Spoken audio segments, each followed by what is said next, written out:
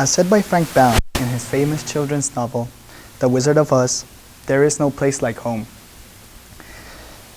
College students go through a lot. One of these things is homesickness. Today, I'm going to talk about my home, Honduras, but specifically about Islas de la Bahía, also known as Bay Islands. Today, I'm going to talk a little bit about its history, about its people and its culture, the Garífunas, and lastly, I'm going to talk about the importance of the Bay Islands to Honduras. So let us begin. First off, we are beginning with its history, and we have to go back till the 13th and 14th century, where we can find the first people that actually lived here, the Payas, a small civilization and less technological civilization than the Mayas.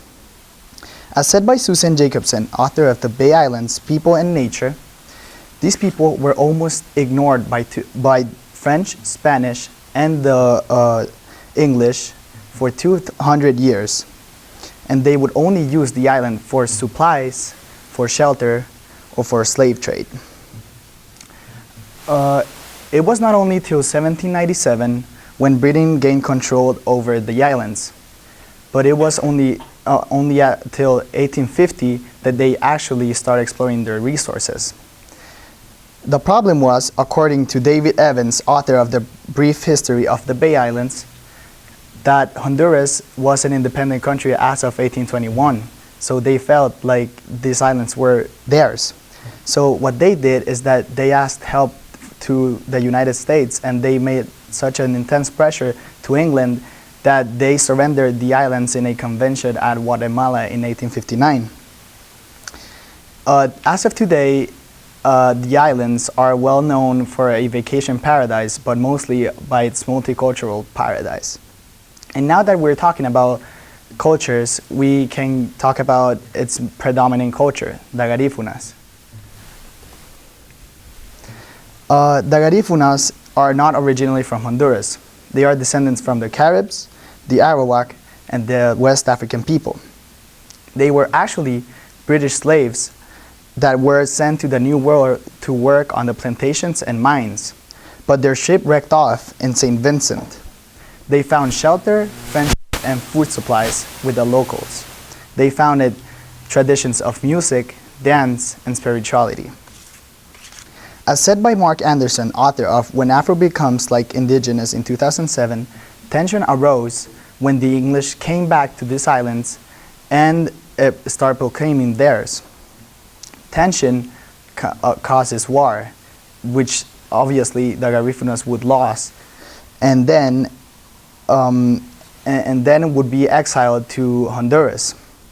This wasn't a good time for the Garífunas, but they would eventually develop fishing villages and develop shelters and resources. As stated by Susan Post-Roast in the article The Garífunas in National Geographic, this actually made them stronger.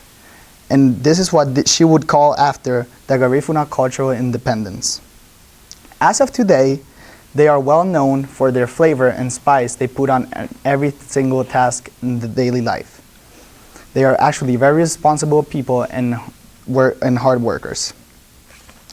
Finally, we're going to explore the island's influence on Honduran tourism.